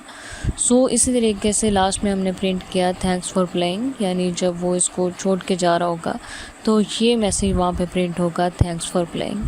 सो ये है हमारा एक छोटा सा कोड पाइथन में। जिसका यूज़ करते हुए हम डाइस रोलर क्रिएट करना सीखेंगे। सो अब हम यहाँ पे क्या करते हैं, हम करेंगे से एग्जीक्यूट। सो ये हमने यहाँ पे किया है से एग्जीक्यूट करने के बाद वो हमसे यहाँ पे पूछ रहा है कि रोल अ 1, और उसके बाद आप बताएं कि आप इसको अगेन रोल करना चाह रहे हैं। सो हम यहाँ पे कर देते हैं येस, और हम करेंगे यहाँ पे एंटर प्रेस। सो अब ये देखिए, ये जो रोल है, ये जो हमारा डाइस है वो उसकी रोलिंग स्टार्ट हो चुकी है, और अब जो उसने रोल किया तो हमारे पास 4 प्रिंट होके आया है, यानी ये कोई भी रैंडमली नंबर जनरेट करेगा। सो अब हम अगेन कर देते हैं से यस। सो हमने किया तो अगेन 4 प्रिंट हुआ। इसी तरीके से अगेन हम यहाँ पे यस को करेंगे। सो ये हमने किया तो अब हमारे पास 2 प्रिंट हो गया है। सो इस तरह से यानी जो हमारा डाइस है वो रोल करता रहेगा, रैंडमली रोल करेगा। जब भी हम उसे ये इनपुट देंगे यस, सो वो जो है वो रोल करता रहेगा। लेकिन अगर हम यहाँ पे कर देते हैं नो, सो ये हमने नो किया तो यू कैन सी कि ये जो हमारा मैसेज था वो यहाँ पे प्रिंट होके आ चुका है कि थैंक्स फॉर प्लेइंग। सो इस तरह से ये वर्क कर रहा होगा। सो ये एक बहुत ही बेसिक और बहुत ही छोटा सा प्रोजेक्ट है। सो आई होप कि आपको ये अच्छा लगा होगा। अगर इससे रिलेटेड आपका कोई क्वेश्चन हो या कहीं से किसी चीज़ की समझ ना आई हो, या आप पाइथन में कोई और प्रोजेक्ट बनाना चाह रहे हो, तो आप कमेंट सेक्शन में टाइप करके हमसे पूछ सकते हैं। इस वीडियो में हम पाइथन का एक बेसिक सा प्रोजेक्ट बनाएंगे जिसका नेम है ग्रेड कैलकुलेटर। सो हम पाइथन की मदद से ये देखेंगे कि किस तरह से हम अपने ग्रेड को कैलकुलेट कर सकते हैं। सो अब हम देखते हैं कि ये हम किस तरह से कर रहे होंगे। सो उसके लिए हमने यहाँ पे अपनी कोलैब नोटबुक को ओपन कर लिया है। ओपन करने के बाद हम यहाँ से इसे कनेक्ट करेंगे। देन हम देखते हैं कि किस तरह से हम अपने ग्रेड को कैलकुलेट कर सकते हैं यूजिंग पाइथन। सो इसमें सबसे पहले तो हमने ये किया कि हमने एक फ़ंक्शन डिफ़ाइन किया जिसका नेम हमने रखा है कैलकुलेट परसेंटेज, और इसके अंदर हम पास कर रहे हैं मार्क्स ऑब्टेन, यानी यूज़र के हासिल करदा जो नंबर होते हैं वो, और टोटल जो मार्क्स होते हैं वो। सो ये हमने यहाँ पे दिए। दैन हम रिटर्न क्या करवा रहे हैं, हम इन्हें एक ग्रेड में कन्वर्ट करेंगे। सो ग्रेड किस तरह से चेक किया जाता है, आप में से बहुत से लोग जानते होंगे, और जिनकी मैथ थोड़ी वीक है वो यहाँ पे कंफ्यूज हो जाते हैं कि किस तरह से हम अपने ग्रेड्स को चेक कर सकते हैं। सो उसके लिए ये फार्मूला होता है जो हमने यहाँ पे दिया है। सो जो ऑब्टेन मार्क्स यानी हासिल करदा मार्क्स होते हैं उसको हम डिवाइड करते हैं टोटल मार्क्स पे, और उसे मल्टीप्लाई कर देते हैं 100 के साथ। तो जो हमारी परसेंटेज होती है वो हमारे सामने आ जाती है। सो हम कर तो यहाँ तक ही कर सकते थे, यानी इतना काम करके ही हम परसेंटेज को कैलकुलेट कर सकते थे, लेकिन हम इसे मज़ीद इसमें कुछ चीज़ें ऐड कर रहे हैं। वो ये कि ये हमें बताएगा कि आपका ग्रेड क्या है, यानी यहाँ तक तो हमारी परसेंटेज हो गई। उसके बाद हमने यहाँ पे इसे बताया है कि किस तरह के परसेंटेज के ऊपर आपने क्या ग्रेड बताना है। सो उसके लिए हमने यहाँ पे एक फ़ंक्शन डिफ़ाइन किया साइन ग्रेड का, और उसके अंदर हम परसेंटेज को पास कर रहे हैं, और हम इसे बता रहे हैं यहाँ पे हमने यहाँ पे कंडीशनल स्टेटमेंट का यूज़ किया है कि इफ़ जो परसेंटेज होगी वो ग्रेटर दैन या इक्वल टू 90 की होगी तो आप क्या रिटर्न करो, आप रिटर्न करो कि आपका ग्रेड A+ है। अगर ये नहीं होता और जो परसेंटेज है वो ग्रेटर दैन या इक्वल टू 80 के है तो आपने प्रिंट करना है, यानी रिटर्न करना है जो ग्रेड वो A होगा। इसी तरीके से अगर 70% के इक्वल या ग्रेटर दैन है तो आपने B ग्रेड प्रिंट करना है, 60 के इक्वल या ग्रेटर दैन है तो आपने C करना है। इसी तरीके से अगर 50 के इक्वल या ग्रेटर दैन है तो आपने D करना है। अगर कोई भी यहाँ पे जो स्टेटमेंट है यानी कोई भी कंडीशन जो है वो यहाँ पे ट्रू नहीं होती तो आप प्रिंट कर दो कि फेल है। सो ये इस तरह से इसमें काम हो रहा होगा। उसके बाद हम यहाँ पे क्या कर रहे हैं, उसके बाद हमने मेन जो फंक्शन था उसमें प्रिंट करवाया कि ये हमारा ग्रेड कैलकुलेटर एप्लीकेशन है, और इसमें हम सब्जेक्ट के वेरिएबल के अंदर यूज़र से इनपुट लेंगे कि अपने सब्जेक्ट की वैल्यू यहाँ पे दें, सब्जेक्ट के बारे में बताएं कि किस सब्जेक्ट में आपके कितने मार्क्स हैं। उसके बाद total obtain marks equal to 0 और मैक्सिमम जो नंबर होंगे वो भी हमने यहाँ पे 0 इनिशलाइज़ किए हैं। ये इसलिए ताकि जो नंबर होंगे, टोटल नंबर होंगे और ऑब्टेन मार्क्स होंगे वो इनमें ऐड किए जा सके, यानी इनमें स्टोर किए जा सके। सो ये लूप जो है ये तब तक चलेगा, यानी जब तक यूज़र अपने जो सब्जेक्ट के मार्क्स होंगे वो ऐड करता जाएगा तो वो इसमें ऐड होते जाएंगे। जितने भी होंगे यूज़र अपने मार्क्स ऐड करेगा जितने भी सब्जेक्ट के, सो वो तमाम इसमें ऐड हो जाएंगे। और यहाँ पे हम यूज़र से इनपुट ले रहे हैं कि आप अपने नंबर बताओ कि आपका नंबर क्या है, यानी ऑब्टेन मार्क्स क्या हैं। तो फ्लोट का हमने यहाँ पे यूज़ किया है, तो यूज़र जो भी एंटर करेगा उसे फ्लोट में कन्वर्ट कर दिया जाएगा। इसी तरीके से जो टोटल मार्क्स हैं वो भी यूज़र इनपुट देगा, यूज़र से ही हम इनपुट लेंगे। देन हम क्या करेंगे कि उन्हें इसमें ऐड करवाते जाएंगे। सो ये हमने किया। देन हम उनकी परसेंटेज को कैलकुलेट करेंगे। जैसे जैसे यूज़र किसी भी सब्जेक्ट का जो नंबर होगा वो ऐड करता जाएगा तो वो टोटल नंबर के अंदर ऐड होते जाएंगे ऑब्टेन मार्क्स के अंदर। सो देन हमने यहाँ पे बताया कि किस तरह से इसमें परसेंटेज कैलकुलेट हो रही होगी। सो अब हम इसे करते हैं यहाँ पे एग्जीक्यूट। सो उसके लिए हम यहाँ पे क्लिक करेंगे, देन हम इसे कर लेंगे एग्जीक्यूट। सो ये हमने एग्जीक्यूट किया तो यू कैन सी कि वो एज आ इनपुट हमसे मांग रहा है कि आप बताएं कि आपके सब्जेक्ट में कितने मार्क्स हैं। सो हम यहाँ पे एंटर करेंगे अपने सब्जेक्ट के मार्क्स, वो हम यहाँ पे कर देते हैं 100।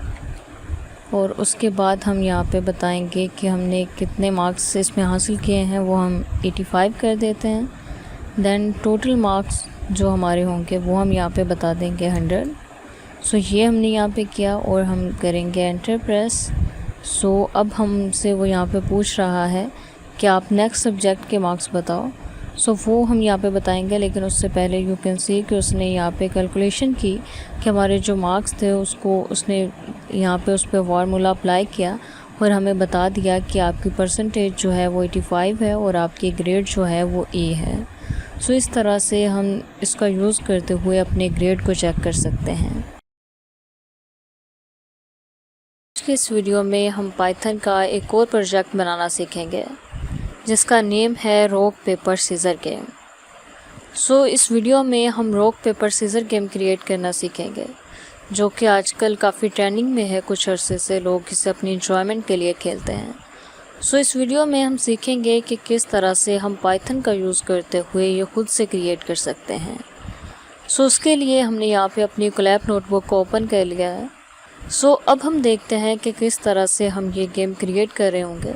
सो ये हम एक बेसिक सा क्रिएट करेंगे, यानी बेसिक सा हमारा प्रोजेक्ट है। इसके बाद जब हम एडवांस प्रोजेक्ट बनाएंगे उसमें हम एडवांस लेवल पे भी इसे देखेंगे कि किस तरह से हम क्रिएट कर सकते हैं। लेकिन ये जो गेम है हम यूज़र के दरमियान और कंप्यूटर के दरमियान इसे क्रिएट कर रहे होंगे, यानी एक इनपुट यूज़र देगा और दूसरी कंप्यूटर रैंडमली कोई भी देगा इनपुट। सो उसके लिए हमने यहाँ पे इंपोर्ट किया रैंडम को। रैंडम मॉड्यूल क्या काम करता है, ये रैंडम मॉड्यूल की हेल्प से हम कंप्यूटर से कोई भी चीज़ रैंडमली प्रिंट करवा रहे होंगे, यानी रैंडमली कंप्यूटर सेलेक्ट करेगा किसी भी चीज़ को। सो ये हमने यहाँ पे से इंपोर्ट कर लिया है। इंपोर्ट करने के बाद अब हमने यहाँ पे एक फंक्शन क्रिएट किया है गेट यूज़र चॉइस का, जिसमें हम यूज़र की चॉइस ले रहे होंगे। सो यहाँ पे हमने यूज़र से एज आ इनपुट लेना है। इनपुट हम क्या ले रहे होंगे, हमने यूज़र से लेना है कि आप रॉक पेपर या सीज़र में से किसी एक चीज़ को सिलेक्ट करो। सो ये हमने यहाँ पे लोअर का यहाँ पे फंक्शन यूज़ किया है ताकि ये जो चीज़ें हैं वो लोअर में से टाइप कर सके, यानी जो स्मॉल लेटर्स होते हैं उनमें वो टाइप कर सके। सो ये हमने यहाँ पे बता दिया उसे कि यूज़र से क्या इनपुट लेनी है। और उसके बाद हमने क्या किया कि अगर यूज़र की जो चॉइस है, हमने यहाँ पे एक कंडीशन लगाई है जिसमें ये चेक होगा कि अगर यूज़र की चॉइस में रॉक पेपर सीज़र है तो आप क्या करो कि रिटर्न कर दो ये इनपुट। अगर ऐसा नहीं है तो फिर आप क्या प्रिंट करो, आप कर दो कि invalid choice please try again. यानी ऐसा ना हो कि यूज़र कुछ भी यहाँ पे लिख दे कि मेरी ये चॉइस है, सो फिर क्या प्रिंट होगा कि इनवैलिड चॉइस, आप इन्हीं में से ट्राई करो। यानी यूज़र को ये जो हमने यहाँ पे 3 नेम बताए हैं रॉक पेपर सीज़र, इन्हीं में से किसी एक को सिलेक्ट करना होगा। सो ये हमने बता दिया। ये तो हमारे यूज़र की इनपुट थी जो हम यूज़र से लेंगे। उसके बाद हम देखेंगे कि किस तरह से हमने कंप्यूटर से इनपुट लेनी है। सो उसके लिए हमने यहाँ पे एक फ़ंक्शन क्रिएट किया डेफ कंप्यूटर चॉइस का। उसमें हम क्या कर रहे हैं, उसमें भी हमने यही चॉइस 3 बताई हैं रॉक पेपर सीज़र। और रिटर्न क्या होगा, रिटर्न होगा रैंडम डॉट चॉइस, यानी इनमें से रैंडमली किसी चीज़ को प्रिंट करेगा किस में से, चॉइस में से। सो ये यहाँ पे दो काम हो गए, यानी सबसे पहले तो हम यूज़र से इनपुट लेंगे कि आप इनमें से किसी एक को सिलेक्ट करो।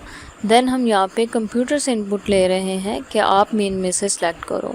सो जब दोनों की यहाँ पे इनपुट जो है वो आ जाएगी, फिर हमने क्या करना है, हमने विनर को डिटरमाइन करना है। हमने विनर को सिलेक्ट करना है कि विनर कौन होगा। उसके लिए हमने यहाँ पे एक फंक्शन क्रिएट किया डिटरमाइन विनर का, और उसमें हम यूज़र चॉइस को और कंप्यूटर की जो चॉइस होगी दोनों को ले रहे हैं। और यहाँ पे भी हमने एक कंडीशन दी है, वो क्या कि अगर तो यूज़र की चॉइस जो है वो कंप्यूटर की चॉइस के इक्वल होगी तो क्या रिटर्न करो, रिटर्न कर दो कि इट्स अ टाई। अगर ऐसा नहीं होता तो आप देखो कि यूज़र की चॉइस अगर इक्वल है रॉक के और कंप्यूटर की चॉइस इक्वल है सीज़र के। इसी तरह से हमने तमाम कंडीशन यहाँ पे बता दी है जिस तरह से ये गेम खेली जाती है। यूज़र की चॉइस पेपर है और कंप्यूटर की चॉइस रॉक है। अगर यूज़र की चॉइस सीज़र है और कंप्यूटर की पेपर है, सो ये तमाम हमने यहाँ पे कंडीशन बता दी हैं। तो आपने क्या रिटर्न करना है, यू विन। आप क्या हैं, आप विनर हैं। अगर ऐसा नहीं होता तो आप प्रिंट कर दो कि यू लॉस, आप हार चुके हैं। सो इस तरह से इसमें काम हो रहा होगा। और उसके बाद मेन फंक्शन में हम क्या कर रहे हैं, सबसे पहले तो एक मैसेज प्रिंट होगा कि welcome to rock paper scissor game. User के लिए हमने ये मैसेज प्रिंट किया है। देन हम क्या कर रहे हैं, हम यूज़र की चॉइस को और जो यूज़र की चॉइस होगी, कंप्यूटर की चॉइस होगी, हम उसे ले रहे हैं। और उसके बाद हम यहाँ पे जो भी उनका रिज़ल्ट होगा, अगर इसके इक्वल होगा तो जो भी विनर होगा वो यहाँ पे प्रिंट होके आ जाएगा। सो इस तरह से इस गेम में वर्क हो रहा होगा। सो उसके लिए हम यहाँ पे करते हैं प्रिंट। सो हमने यहाँ पे क्लिक किया और इसे एग्जीक्यूट करेंगे तो यू कैन सी कि सबसे पहले तो प्रिंट हुआ है कि welcome to rock paper scissor game, जो कि हमने मेन यहाँ पे फंक्शन में बताया था। उसके बाद वो हमसे पूछ रहा है कि enter your choice, rock paper scissor में से किसी एक चीज़ को आप यहाँ पे सेलेक्ट करो। तो हम यहाँ पे कर देते हैं रॉक। उसके बाद हम यहाँ पे करेंगे एंटर प्रेस। सो ये हमने एंटर प्रेस किया तो उसने कंप्यूटर की जो चॉइस थी वो भी उसने रॉक सेलेक्ट किया है, जो कि रैंडमली उसने सेलेक्ट किया है। तो हमारे पास रिज़ल्ट आ चुका है, इट्स अ टाई। अगेन हम यहाँ पे क्लिक करेंगे और अगेन इसे एग्जीक्यूट करेंगे।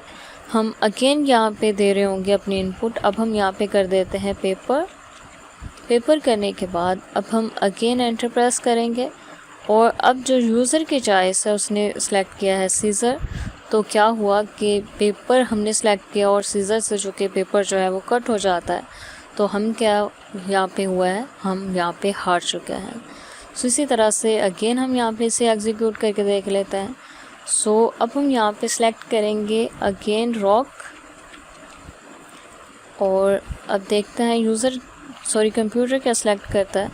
कंप्यूटर ने यहाँ पे सेलेक्ट किया है पेपर। तो अगेन हम यहाँ पे क्या है, हार चुके हैं। उसके बाद हम यहाँ पे एक बार अगेन करके देख लेते हैं। अब हम यहाँ पे करेंगे सेलेक्ट, रॉक को ही करेंगे और अब हम यहाँ पे करते हैं, देखते हैं कि कंप्यूटर ने क्या सेलेक्ट किया। कंप्यूटर ने अब यहाँ पे पेपर सेलेक्ट किया। तो इस तरह से ये जो गेम होती है इस तरह से हम क्रिएट कर सकते हैं। यानी अगर हमारे पास कोई खेलने वाला ना हो तो हम खुद से पाइथन का यूज़ करते हुए क्रिएट कर सकते हैं और कंप्यूटर के साथ इजीली ये गेम खेल सकते हैं। इस वीडियो में हम पाइथन का एक और बेसिक और एक इंटरेस्टिंग सा प्रोजेक्ट बनाना सीखेंगे जिसका नेम है वॉवल काउंटर, जिसमें हम कोई भी स्ट्रिंग देंगे और हम काउंट करेंगे कि उसमें कितने वॉवल वर्ड्स हैं। सो ये एक बहुत ही बेसिक सा प्रोजेक्ट है, लेकिन इसमें आपको सीखने को मिलेगा कि किस तरह से हम कोड में वर्क कर रहे होते हैं। सो ये तमाम चीज़ें आपको बहुत अच्छे से समझ आएंगी, यानी क्लियरली आपकी अंडरस्टैंडिंग इसमें हो जाएगी।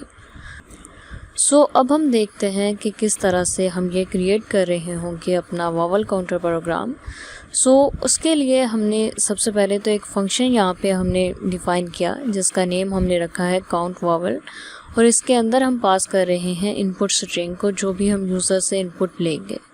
उसके बाद हमने क्या किया, हमने वॉवल्स का एक वेरिएबल बनाया और उसके अंदर हमने बता दिया कि किन चीज़ों को आपने काउंट करना है। यहाँ पे हमने स्मॉल लेटर भी बता दिए और जो कैपिटल लेटर्स हैं वो भी बता दिए, A, E, I, O, U। इसी तरीके से हमने उन्हीं वर्ड्स को कैपिटल में भी लिख दिया। उसके बाद हमने एक वेरिएबल बनाया है काउंट इक्वल टू 0। इसमें हमने ये किया है कि जितने भी काउंट होंगे वो इसके अंदर ऐड होते जाएंगे, इसलिए हमने यहाँ पे इसको 0 वैल्यू असाइन किया है। देन हमने यहाँ पे एक लूप चलाया है, हम यहाँ पे लूप का यूज़ कर रहे होंगे। सो हमने फॉर लूप यहाँ पे चलाया, जिसमें हम क्या चेक कर रहे हैं, हम चेक कर रहे हैं कि जो इनपुट स्ट्रिंग है उनमें से करैक्टर चेक कर रहे हैं कि कोई वॉवल तो नहीं है। सो अगर उनमें कोई वॉवल है तो क्या करो, उन्हें ऐड कर दो इस वाले वेरिएबल के अंदर, जो हमारा काउंट का वेरिएबल है। देन हम रिटर्न क्या करवा रहे हैं, रिटर्न हम इसी को करवा रहे हैं, काउंट को। उसके बाद हमने मेन प्रोग्राम में क्या किया है, मेन प्रोग्राम में हम यूज़र से इनपुट लेंगे। हमने यूज़र इनपुट का एक वेरिएबल बनाया और इसमें हम यूज़र से एक स्ट्रिंग इनपुट लेंगे, जिसमें यूज़र कुछ भी ऐड कर सकता है और उसमें से हम काउंट करेंगे वॉवल वर्ड्स को। उसके बाद हमने क्या किया, यहाँ पे हम देखेंगे कि उसमें से कितने वॉवल वर्ड्स हैं, हम काउंट करेंगे वर्ड को। देन हम एक मैसेज प्रिंट करेंगे जब काउंट हो जाएगा कि the number of vowel in the given string is. उसके बाद जितने भी वॉवल्स होंगे वो काउंट होके यहाँ पे आ जाएंगे। सो अब हम करते हैं इसे यहाँ पे एग्जीक्यूट। उसके लिए हमने यहाँ पे अपनी कोलैब नोटबुक को ओपन किया हुआ है। सबसे पहले तो हमें यहाँ पे कनेक्ट करना पड़ेगा। सो हम यहाँ पे क्लिक करते हैं, क्लिक करने के बाद हम यहाँ पे कर लेते हैं इसे कनेक्ट। देन हम इसे एग्जीक्यूट करके देखते हैं कि किस तरह से हम इसे एग्जीक्यूट कर सकते हैं। सो उसके लिए यहाँ पे हम थोड़ा वेट करेंगे। सो यहाँ पे ये कनेक्ट हो जाए। सो ये यहाँ पे कनेक्ट हो चुका है। अब हम यहाँ पे क्लिक करेंगे और इसे एग्जीक्यूट करेंगे। सो ये हमने एग्जीक्यूट किया तो यू कैन सी कि वो इनपुट यहाँ पे मांग रहा है कि एंटर अ स्ट्रिंग, कोई भी स्ट्रिंग ऐड करो। तो हम यहाँ पे एक स्ट्रिंग ऐड कर देते हैं। हमने यहाँ पे एक स्ट्रिंग ऐड की। देन हम यहाँ पे करेंगे एंटर प्रेस। हमने यहाँ पे स्ट्रिंग दी थी कि Bushra is teaching Python programming and it's good fun. तो उसने हमें यहाँ पे बताया है कि ये जो आपने स्ट्रिंग दी थी इसमें 16 वर्ड वॉवल्स हैं। अब हम यहाँ पे काउंट करके भी देख लेते हैं कि वाकई इसमें 16 हैं या नहीं हैं। सो उसके लिए आप यहाँ पे देख सकते हैं, एक यू हमारा एक हो गया। इसी तरीके से ये वाला जो ए है ये हमारा सेकंड वर्ड हो गया। 1 2 ये 3 हो गया। 4 5 6 7 8 9 10 11 12 13 14 15 16। सो यहाँ पे आप देख सकते हैं कि 16 वर्ड्स ही हैं इसके अंदर, जो कि उसने हमें यहाँ पे बता दिया है कि इसके अंदर 16 वर्ड्स हैं। अब यहाँ पे हम एक छोटी सी स्ट्रिंग देते हैं ताकि हमें आसानी हो समझने में। सो उसके लिए हमने यहाँ पे अगेन एग्जीक्यूट किया। अब हम यहाँ पे जस्ट मैं अपना नेम लिख रही हूँ बुशरा, और अब मैं यहाँ पे करूँगी एंटर प्रेस। तो उसने बता दिया कि इसमें 2 जो वर्ड्स हैं वो वॉवल्स हैं, एक ए और दूसरा यू। सो इस तरह से इस छोटे से प्रोग्राम की मदद से हम अपनी किसी भी स्ट्रिंग में से वॉवल्स को काउंट कर सकते हैं। आज की इस वीडियो में हम एक और पाइथन का प्रोजेक्ट बनाना सीखेंगे, जो कि बेसिक और यूनिक सा प्रोजेक्ट है, जिसका नेम है वर्ड काउंटर प्रोजेक्ट, जिसमें हम अपना कोई भी डाटा इसमें एंटर करेंगे, यानी अपना कोई भी टेक्स्ट एंटर करेंगे तो हम उसमें देख रहे होंगे कि उसमें कितने वर्ड्स हैं, उसकी फ्रीक्वेंसी को चेक कर रहे होंगे कि यूनिक वर्ड्स कितने हैं, कितने वर्ड्स हैं जो ज़्यादा रिपीट हुए हैं, लॉन्ग वर्ड उसमें कौन सा है और करैक्टर कितने हैं। यानी हम अपने जो हमारा टेक्स्ट होगा हम उसके ऊपर वर्क करेंगे कि किस तरह से हम ये तमाम चीज़ें चेक कर सकते हैं यूजिंग पाइथन। सो उसके लिए हमने यहाँ पे अपनी कोलैब नोटबुक को ओपन कर लिया है। सो अब हम देखते हैं कि किस तरह से हम ये क्रिएट कर रहे होंगे। सो देखिए, सबसे पहले तो हमने एक फ़ंक्शन यहाँ पे क्रिएट किया डेफ वर्ड काउंटर का, जिसमें हम अपने वर्ड्स को काउंट कर रहे होंगे। सो वर्ड्स को किस तरह से काउंट करना है, हमने यहाँ पे फंक्शन क्रिएट किया। देन उसमें हमने अपने टेक्स्ट को पास कर दिया, जो कि यूज़र से हम एज आ इनपुट लेंगे।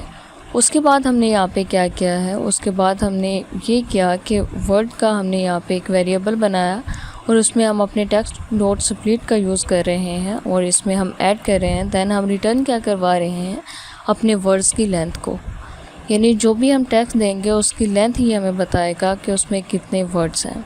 सो ये तो एक सिंपल सा काम था कि हमने किस तरह से अपने वर्ड्स की लेंथ को चेक करना है। देन हमने यहाँ पे क्या किया है, हम यहाँ पे फ्रीक्वेंसी को चेक करेंगे, यानी यूनिक वर्ड्स को काउंट करेंगे। उसके लिए भी हमने यहाँ पे एक वेरिएबल बनाया टेफ काउंट यूनिक वर्ड्स का, जिसमें हम अपने टेक्स्ट को ही दे रहे हैं। और इसे हमने स्प्लिट करने के बाद यूनिक वर्ड को हमने एक डिक्शनरी असाइन कर दी जिसमें हमारे यूनिक वर्ड्स आ जाएंगे। उसके बाद हमने यहाँ पे एक लूप लगाया जिसकी मदद से हम चेक कर रहे होंगे कि अगर वर्ड्स के अंदर कोई यूनिक वर्ड्स हैं तो उन्हें क्या करो, उन्हें यूनिक वर्ड का जो वेरिएबल है उसमें ऐड करते जाओ, और अगर नहीं है तो उसे इग्नोर करो। देन अगर है तो उसमें ऐड करते जाओ, देन हमें यूनिक वर्ड जो है वो रिटर्न कर दो। सो यहाँ पे हमने यूनिक वर्ड को चेक कर लिया। अब हम चेक करते हैं कि जो ज़्यादातर वर्ड आ रहे हैं यानी मोस्ट फ्रीक्वेंट जो वर्ड्स हैं, आपने देखा होगा अक्सर टेक्स्ट में कई वर्ड्स होते हैं जो बार बार रिपीट हो रहे होते हैं। सो अब हम यहाँ पे उन वर्ड्स को चेक कर रहे हैं। सो उसके लिए भी हमने यहाँ पे एक फंक्शन बनाया टैप मोस्ट फ्रीक्वेंट का वर्ड का, जिसमें हम अपने यूनिक वर्ड्स को दे रहे हैं। और उसके बाद हमने यहाँ पे क्या किया कि मोस्ट फ्रीक्वेंट वर्ड में से हम वर्ड्स को चेक करेंगे कि जो भी हमारे मोस्ट फ्रीक्वेंट वर्ड्स हैं देन वो हमें रिटर्न कर देगा। उसके बाद हमने करैक्टर को चेक करना है कि जो हमने यहाँ पे इनपुट दी है उसमें करैक्टर कितने हैं। सो करैक्टर चेक करने के लिए भी हम इस तरह से हमने एक फ़ंक्शन बनाया, दैन हमने उसमें अपने टेक्स्ट को पास कर दिया और रिटर्न हम क्या करवा रहे हैं, उसकी लेंथ के साथ हम टेक्स्ट डॉट रिप्लेस करवा रहे हैं। सो उसके बाद हमने यहाँ पे देखना है कि हमने जो टेक्स्ट दिया उसमें जो लॉन्गेस्ट वर्ड है वो कौन सा है। सो उसके लिए भी हमने सिंपली फंक्शन क्रिएट किया, देन उसमें हम अपने टेक्स्ट को पास कर रहे हैं और इस तरह से लॉन्गेस्ट वर्ड का हमने वेरिएबल बनाया और इसमें हम चेक करेंगे लेंथ अपने जो भी हमारा वर्ड होगा और उसमें से जो लॉन्गेस्ट वर्ड होगा वो हम रिटर्न करवा रहे हैं। मेन फंक्शन में हमने सबसे पहले तो यहाँ पे प्रिंट करवाया यूज़र के लिए एक एनहांस वर्ड काउंटर। देन हमने यहाँ पे यूज़र से इनपुट लेनी है कि यूज़र इनपुट दे। उसके लिए हमने यूज़र इनपुट का एक वेरिएबल बनाया और इसमें हम इनपुट ले रहे हैं यूज़र से कि वो अपना कोई भी टेक्स्ट यहाँ पे एंटर कर सकता है।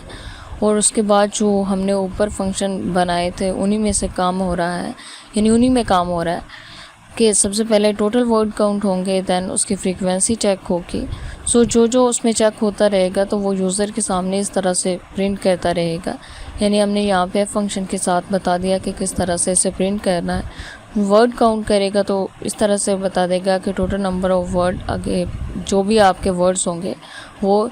सो इस तरह से हमने यहाँ पे तमाम चीज़ों को ऐड किया है। सो अब हम यहाँ पे करके देखते हैं इसे एग्जीक्यूट, ताकि हम अपने वर्ड्स को देख सकें। लेकिन उसके लिए हमें पहले टेक्स्ट चाहिए होगा। सो हम यहाँ पे जाते हैं और हम रैंडमली कुछ भी सर्च कर लेते हैं। हम यहाँ पे सर्च कर लेते हैं पाइथन ही सर्च कर लेते हैं हम, ताकि हम टेक्स्ट ले सकें। सो ये हमने यहाँ पे सर्च किया, देन हम यहाँ से ये टेक्स्ट कॉपी कर लेते हैं। सो ये हमने यहाँ पे किया कॉपी करने के बाद अब हम यहाँ पे करते हैं इसे एग्जीक्यूट। सो ये मैंने क्लिक किया, क्लिक करने के बाद अब हमने यहाँ पे देना है अपना टेक्स्ट। सो ये मैंने दिया, देन हम एंटर प्रेस करेंगे। सो ये मैंने एंटर प्रेस किया तो यू कैन सी कि तमाम जो रिज़ल्ट था वो हमारे सामने आ चुका है। उसने हमें बताया कि ये जो आपने टेक्स्ट यहाँ पे दिया है इसमें 37 वर्ड्स हैं। इसी तरह से उसने हमें यूनिक वर्ड्स भी बता दिए कि यूनिक वर्ड्स क्या हैं। और उसने कहा है कि पाइथन जो है ये 2 टाइम आ रहा है, इसी तरीके से इस जो है वो भी 2 टाइम आ रहा है, ए भी 1 टाइम आ रहा है। उसके बाद जो हाई लेवल है, यानी उसने इसमें जितने भी वर्ड्स हैं वो तमाम बता दिए कि कौन सा वर्ड्स कितने टाइम आ रहा है। और उसके बाद उसने मोस्ट फ्रीक्वेंट यहाँ पे वर्ड बताए हैं कि कितने हैं। और उसके बाद उसने हमें ये बता दिया कि टोटल करैक्टर कितने हैं इसमें। सो वो है हमारे पास 287। देन जो लॉन्गेस्ट वर्ड है वो भी उसने हमें यहाँ पे बता दिया है कि गार्बेज कलेक्टेड, ये जो वर्ड है ये लॉन्गेस्ट वर्ड है इस टॉपिक में जो हमने यहाँ पे इसे डाटा दिया है। सो इस तरह से आप इसका यूज़ करते हुए अपने टेक्स्ट के बारे में जान सकते हैं कि आपका जो टेक्स्ट है कोई भी हो उसमें कितने वर्ड्स हैं, कितने यूनिक वर्ड्स हैं, कौन सा वर्ड कितनी बार रिपीट हो रहा है और कितने करैक्टर हैं। सो ये एक बेसिक है बट एक यूनिक सा प्रोजेक्ट है। सो आई होप कि आपको ये अच्छा लगा होगा। वीडियो में हम अगेन पाइथन का एक बेसिक और यूज़फुल सा प्रोजेक्ट क्रिएट करना सीखेंगे जिसका नेम है ईमेल वैलिडेटर पाइथन प्रोजेक्ट। सो इसमें हम अपना कोई भी ईमेल ऐड करेंगे। देन ऐड करने के बाद हम चेक कर सकते हैं कि हमारी जो ईमेल है वो वैलिड है या नहीं। सो इसमें हम क्या कर रहे होंगे, हम यूज़र से इनपुट लेंगे उसकी ईमेल। अपनी यूज़र अपनी कोई भी ईमेल यहाँ पे एंटर कर सकेगा। एंटर करने के बाद ये उसे बता देगा कि आपने जो ईमेल सेलेक्ट की है या जो भी आपने ईमेल क्रिएट की है वो वैलिड है या नहीं है। सो उसके लिए हमने यहाँ पे अपनी कोलैब नोटबुक ओपन कर लिया है और यहाँ से हमने कनेक्ट भी कर लिया है। सो अब हम देखते हैं कि किस तरह से हम ये क्रिएट कर रहे होंगे। सो उसके लिए सबसे पहले तो हमने इंपोर्ट किया है री को। री क्या है, ये एक मॉड्यूल है जो कि रेगुलर एक्सप्रेशन के लिए यूज़ होता है। सो ये हमने यहाँ पे इंपोर्ट कर लिया है। इंपोर्ट करने के बाद हम यहाँ पे अपनी ईमेल को वैलिडेट करेंगे, यानी ईमेल को चेक करेंगे। उसके लिए हमने यहाँ पे एक फंक्शन क्रिएट किया है इस वैलिड ईमेल के नेम से, और उसके अंदर हम अपनी ईमेल को पास कर रहे हैं। ईमेल वो ईमेल होगी जो कि यूज़र यहाँ पे ऐड करेगा, हम यूज़र से एज आ इनपुट लेंगे। सो उसके बाद हमने रेगुलर एक्सप्रेशन के लिए यहाँ पे हमने वो तमाम पैटर्न बता दिया है जो कि ईमेल के अंदर होना चाहिए। पैटर्न बता दिया है कि हमारी ईमेल जो है उसके अंदर स्मॉल लेटर जो होते हैं वो होने चाहिए, इसी तरीके से कैपिटल लेटर होने चाहिए, नंबर होने चाहिए। आप ये जो साइन उसके अंदर यूज़ कर सकते हैं, इसी तरीके से डॉट यूज़ कर सकते हैं, डैश यूज़ कर सकते हैं और प्लस का साइन यूज़ कर सकते हैं। देन आप जो @ साइन होता है वो यूज़ करके आप नंबरिंग भी यूज़ कर सकते हैं। यानी हमारी ईमेल के अंदर जो जो चीज़ें वैलिड होती हैं वो हमने तमाम यहाँ पे ऐड कर दी हैं। ऐड करने के बाद अब हम क्या करेंगे, हमने यहाँ पे एक लूप क्रिएट किया है। हम चेक कर रहे हैं कि इफ़ री डॉट मैच, यानी अगर जो हमारी ईमेल है वो इस पैटर्न के साथ मैच कर रही है तो क्या करो, रिटर्न कर दो ट्रू। अगर मैच नहीं कर रही तो तब आप रिटर्न करो फॉल्स। उसके बाद मेन प्रोग्राम में हम क्या कर रहे हैं, मेन प्रोग्राम में हमने ये किया है कि हम यूज़र से इनपुट लेंगे उसकी ईमेल को। यूज़र अपनी ईमेल यहाँ पे ऐड करेगा। देन हम क्या करेंगे, हम उसको चेक करेंगे कि ईमेल जो है वो वैलिड है या नहीं है। अगर वैलिड है तब भी आपको ये मैसेज प्रिंट हो जाएगा कि दिस ईमेल इज़ वैलिड। अगर वैलिड नहीं है तो तब मैसेज प्रिंट हो जाएगा कि द ईमेल, यानी जो भी आपकी ईमेल होगी, इज़ इनवैलिड। सो अब हम करते हैं इसे एग्जीक्यूट। हमने यहाँ पे क्लिक किया, हम करेंगे इसे एग्जीक्यूट। एग्जीक्यूट करने के बाद मैं यहाँ पे कर देती हूँ। सो ये मैंने की, ये मैंने एक ईमेल यहाँ पे ऐड कर दी और मैं अब करती हूँ एंटर प्रेस। तो देखिए उसने बता दिया कि आपकी जो ईमेल है वो वैलिड है। इसी तरीके से अगर मैं अगेन इसे करूँ, अगेन हम यहाँ पे क्लिक करेंगे और इसे एग्जीक्यूट करेंगे। अब मैं यहाँ पे ये करूँगी। सो ये मैंने यहाँ पे किया, ये मैंने कोई साइन यूज़ किया है, इसी तरीके से पैरेंथेसिस यूज़ की और उसके बाद मैं यहाँ पे करूँगी @ उसके बाद डैश का यूज़ करूँगी। देन मैं यहाँ पे करूँगी gmail.com। अब मैं यहाँ पे एंटर प्रेस करती हूँ तो यू कैन से कि उसने बता दिया है कि ये जो जीमेल है ये आपकी इनवैलिड है, यानी इस तरह की आप ईमेल क्रिएट नहीं कर सकते। सो इस तरह से ये एक बेसिक सा प्रोजेक्ट है और ये हमने चंद लाइंस ऑफ कोड लिखे हैं यहाँ पे, जिसकी मदद से आप चेक कर सकते हैं कि आपकी ईमेल जो है वो वैलिड है या नहीं है। सो ये जो कोड है ये भी आपको मिल जाएगा इसी वीडियो की डिस्क्रिप्शन में, इसका लिंक अवेलेबल होगा।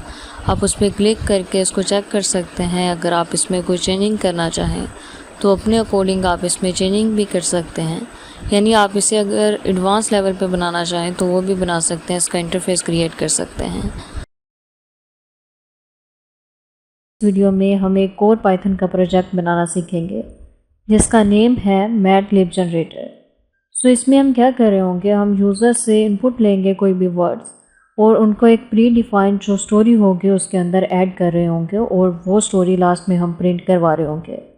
सो उसके लिए हमने यहाँ पे अपनी कोलैब नोटबुक ओपन कर लिया है। ओपन करने के बाद हम यहाँ से इसे कर लेते हैं कनेक्ट। सो अब हम देखते हैं कि किस तरह से हम ये क्रिएट कर रहे होंगे। सो उसके लिए सबसे पहले तो हमने एक फंक्शन क्रिएट किया है डेफ जनरेटेड मैटलिब्स और उसके अंदर हम क्या प्रिंट करवा रहे हैं, देन हम प्रिंट करवाएंगे कि वेलकम टू द मैटलिब जनरेटर। और उसके बाद हमने जो यूज़र से इनपुट लेनी है हम वो बताएंगे यहाँ पे। तो उसके लिए हमने एडजेक्टिव 1 के नेम से एक वेरिएबल बनाया जिसमें हम यूज़र से एक एडजेक्टिव लेंगे इनपुट में, और उसके बाद हम एक नाउन लेंगे, इसी तरह से वर्ब लेंगे और प्लेस के बारे में पूछेंगे कि वो कोई भी प्लेस यहाँ पे एंटर करे। देन एक और नाउन लेंगे, उसके बाद एडजेक्टिव 2 का वेरिएबल बनाया जिसके अंदर हम यूज़र से इनपुट ले रहे होंगे। सो ये तमाम वर्ड जो होंगे ये यूज़र इनपुट देगा। देन उसके बाद जो हमारी प्री डिफाइन एक स्टोरी है उसके अंदर हम इन्हें ऐड कर देंगे और उसके बाद जो स्टोरी बनेगी वो हम प्रिंट करवा रहे होंगे। सो उसके लिए हमने यहाँ पे स्टोरी का टेम्पलेट भी ऐड कर दिया है जिसमें हमने स्टोरी के वेरिएबल के अंदर एक प्री डिफाइन स्टोरी यहाँ पे ऐड कर दी है शॉर्ट सी, और इसके अंदर आप देख सकते हैं कि प्लेस का जो जगह है इसमें प्लेस जो भी ऐड करेगा यूज़र वो आ जाएगी, जो एडजेक्टिव 1 के अंदर ऐड करेगा वर्ड वो आ जाएगा, नाउन 1 के अंदर ऐड करेगा वो आ जाएगा। सो इसी तरह से जितने भी हमारे वर्ड्स हैं, एडजेक्टिव हैं या प्लेस है, वो तमाम जो यूज़र इनपुट देगा वो यहाँ पे ऐड हो जाएंगे। उसके बाद हम इसे डिस्प्ले करवा लेंगे, प्रिंट जो हमारी हो जाएगी स्टोरी, और उसके ऊपर एक यहाँ पे हम प्रिंट करवा रहे हैं here is your madlib story, और उसके बाद जो भी स्टोरी होगी वो प्रिंट हो जाएगी। और जो मेन प्रोग्राम है उसके अंदर हम मैडलिब जो हमारा हमने फंक्शन यहाँ पे जनरेट किया था वो हम पास कर रहे हैं। सो अब हम करते हैं इसे एग्जीक्यूट करके हम देखते हैं कि किस तरह से इसमें काम हो रहा होगा। तो ये एग्जीक्यूट हो चुका है और वो हमसे कह रहा है कि कोई भी आप एडजेक्टिव यहाँ पे एंटर करें, तो वो हम यहाँ पे एंटर करेंगे। सो हम कोई भी एडजेक्टिव यहाँ पे ऐड कर सकते हैं। फॉर एग्जांपल हम यहाँ पे हैप्पी ऐड कर देते हैं। सो ये हमने हैप्पी ऐड किया। देन वो हमसे एक नाउन मांग रहा है, वो हम यहाँ पे ऐड कर देते हैं डॉग, और उसके बाद वर्ब मांग रहा है, वो हम यहाँ पे कोई सा भी ऐड कर देंगे। हम यहाँ पे कर देते हैं प्ले, और उसके बाद प्लेस हम पार्क ऐड कर देते हैं, पार्क हमने यहाँ पे ऐड कर दिया। उसके बाद अगेन हमने एक नाउन ऐड करना है, वो हम यहाँ पे कर देते हैं वॉल। देन एडजेक्टिव हमने ऐड करना है, वो हम यहाँ पे ऐड कर देते हैं, हम यहाँ पे ऐड करेंगे। सो ये हमने ऐड किया। देन हम एंटर प्रेस करेंगे तो हमारे सामने एक जो हमारी स्टोरी जनरेट हुई है उसके अंदर ये वर्ड्स ऐड हो चुके हैं। हमारे सामने हमारी जो स्टोरी थी वो प्रिंट होकर आ चुकी है। Here is your madlib story. Story क्या है? Once upon a time in park there was a happy dog that love to play. One day it met a funny ball and they became best friend. So इस तरह से हमने एक pre define story के अंदर ये चीज़ें जो हैं वो ऐड कर दी हैं। सो ये हमारा एक बेसिक सा प्रोजेक्ट था। सो आई होप कि ये वीडियो आपको अच्छी लगी होगी, और ये जो इसका कोड है ये भी आपको इसी वीडियो के डिस्क्रिप्शन में मिल जाएगा। सो अगर इससे रिलेटेड आपका कोई भी क्वेश्चन हो या कहीं से किसी चीज़ की समझ ना आई हो, सो आप कमेंट सेक्शन में टाइप करके हमसे पूछ सकते हैं। Thanks for watching. Best of luck.